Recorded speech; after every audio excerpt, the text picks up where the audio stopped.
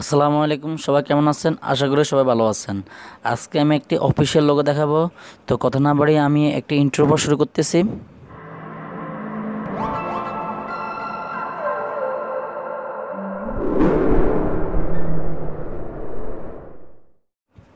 আমাদের এখান থেকে থ্রি ডট আইকনে ক্লিক করে ইমেজ সাইজ থেকে আমাদের ইউটিউব থাম্বনেলটা সিলেক্ট করতে হবে। আপনারা ইচ্ছা করলে ফটো স্কোয়ারটা সিলেক্ট করতে পারেন। আমি ইউটিউব থাম্বনেলটা সিলেক্ট করলাম, তারপর এখানে টেক্সটটা ডিলিট করে দিলাম। তারপর এইখান থেকে আমি আমার গ্যালারি থেকে একটা পিএনজি সিলেক্ট করব। দেখুন আমি পিএনজিটা সিলেক্ট করলাম।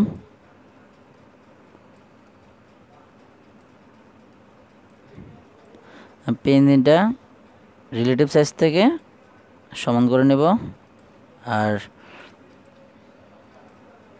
তারপর এখানে আমি একটি টেক্সটে গিয়ে আমি আপনাদের পছন্দের যে কোনো একটি ওয়ার্ড লিখতে পারেন। আমি এ দিব, আমার নামের অক্ষর প্রথম অক্ষর এ, আমি এ দিলাম।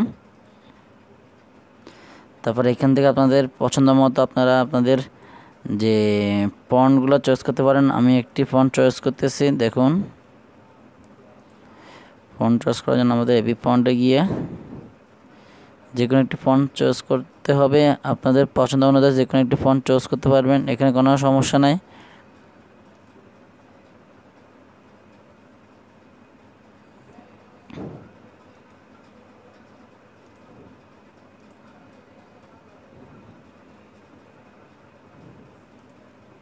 আমি ফন্ট চয়েস করে নিলাম।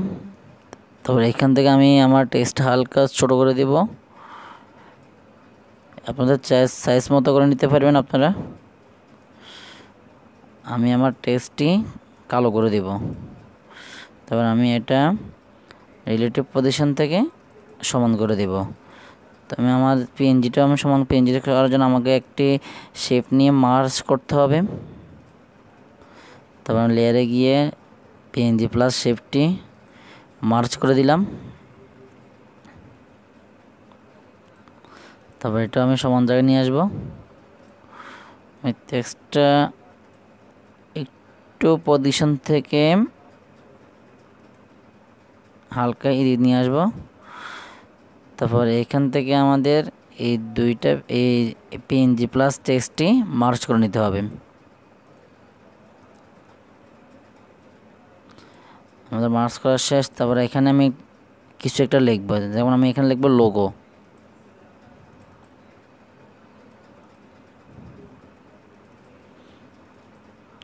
আপনাদের ইচ্ছা হলে নিকনেমটা লিখতে পারেন। এখানে আমি লোগো লিখতেছি। আপনারা লোগো জায়গায় অন্য কিছু লিখতে পারেন, এটা আপনাদের ইচ্ছা সর্বদাই। তারপর এখান থেকে আমি বিল্ডিং করা ফন্ট চুজ করব, কোনো কাস্টম ফন্ট চুজ করব না। এখানে আমি ব্লগার সেন্স বোল্ড এই ফন্টটা চুজ করলাম, হালকা একটু বাড়িয়ে দিলাম। তারপর এখানে স্পেসিংটা বাড়িয়ে দেব। তারপর আমি হালকা একটু অ্যাঙ্গেলটা কার্ভ করে দিব। হালকা হালকা আমি কার্ভ করে দিলাম। তারপর আমি রিলেটিভ পজিশন থেকে একটু সমান জায়গায় নিয়ে আসব। সমান জায়গায় নিয়ে আসার জন্য একটু পজিশন থেকে হালকা ডানে অথবা বামে নিয়ে আসতে পারেন আপনারা।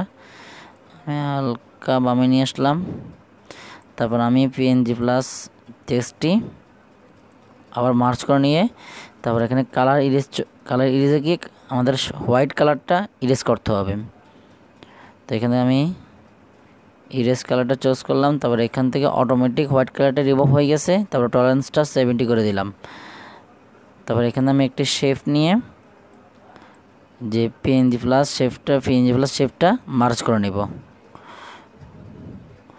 তারপর এটা আমি কালার করে দেবো। কালার করার জন্য আমাদের টেক্সচারে ক্লিক করতে হবে। টেক্সচারে দেখুন, টেক্সচারের সব ইমেজ আমি ভিডিও ডিসক্রিপশন বক্সে দিয়ে দিছি, আপনারা চাইলে ওইখান থেকে ডাউনলোড করে নিতে পারেন। তো আমি টেক্সচার ইমেজটা চুজ করলাম। চুজ করার পর আবার টেক্সচারে গিয়ে মেনটেন রেশিওটা এনেবল করে স্কেলটা 130% করে দিতে হবে। তারপর আমি আমার লোগোটা একটু বড় করে দিতেছি। তারপর এখানে একটি ব্যাকগ্রাউন্ড ইমেজ চুজ করতে। ব্যাকগ্রাউন্ড ইমেজের জন্য দেখুন আমি আমার মাউস পয়েন্টটা এখানে নিয়ে আসে এখান থেকে ফ্রম গ্যালারি ক্লিক করে তারপর এখান থেকে আপনারা ব্যাকগ্রাউন্ড ইমেজটা চুজ করে নেবেন।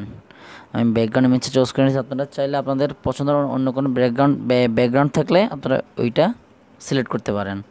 তো এইখান থেকে আমি আমার যে লোগোটা একটু কাস্টমাইজ করে নেব। কাস্টমাইজ করার জন্য আমাকে আগের মতো 3D শেপ ইউজ করতে হবে। তারপর এনেবল করে দিয়ে অবলিকটা অন করে তারপর ডেপথটা 2 করে দিতে হবে। তারপর এখান থেকে আমাকে ডার্কেনটা 88 বা 90 করে দিতে হবে। তারপর এখান থেকে 3D রোটেশনটা 275 অ্যাঙ্গেল করতে হবে। এদিক সেদিক হলে কোনো প্রবলেম নাই। তারপর এখানে ইন্টেন্সিটি কমিয়ে দিতে হবে। তারপর শ্যাডোটা একটু বাড়িয়ে দিতে হবে। তারপরে হার্ডনেসটা একটু কমিয়ে দিতে হবে। তারপর এখান থেকে শ্যাডো থেকে গিয়ে ব্লার রেডিয়াসটা 1 কমাই দিতে হবে। তারপর অফসেট এক্সটা -3, তারপর অফসেট ওয়াইটা 7 করে দিব। তারপর এখান থেকে আমি এমবসটা এনেবল করে আমি লাইট অ্যাঙ্গেলটা 58 করার চেষ্টা করব। 58 বা 60, 58, 57 দিলাম। তারপর ইন্টেন্সিটিটা 45 দেওয়ার চেষ্টা করব। তারপরে এখান থেকে অ্যাভেন্ট লাইটটা 88 করে দেব। তারপরে হার্ডনেসটা 58 করে দেব বা 58 করে দেব। তারপর এখানে বেবেলটা 10 করে দেব। তারপর আমি পুরা লোগোটা রিলেটিভ পজিশনে সমান জায়গায় নিয়ে আসব। তো দেখুন আমার লোগোটি শেষ। এখন আমি লোগোটি সেভ দিব। সেভ দেওয়ার জন্য আমার মাউস পয়েন্টটা উপরে এই অপশনে ক্লিক করে সেভ এস ইমেজ, তারপর এখানে কাস্টমসে সিলেক্ট করে আপনাদের পছন্দের কোয়ালিটি অনুযায়ী চুজ করে তারপর আপনারা সেভ দিতে পারেন। এখানে আমি আলট্রা দিয়ে সেভ টু গ্যালারি ক্লিক করব। তো বন্ধুরা দেখুন আমার লোগোটা সেভ করা শেষ। তো আপনারা সেম হবু এরকম রুলস ফলো করলে আপনারা সুন্দরভাবে এই লোগোটি তৈরি করতে পারেন। আশা করি সবার কাছে ভিডিওটি ভালো লাগছে। তো সবাই ভালো থাকবেন, সুস্থ থাকবেন। আল্লাহ হাফেজ, আসসালামু আলাইকুম।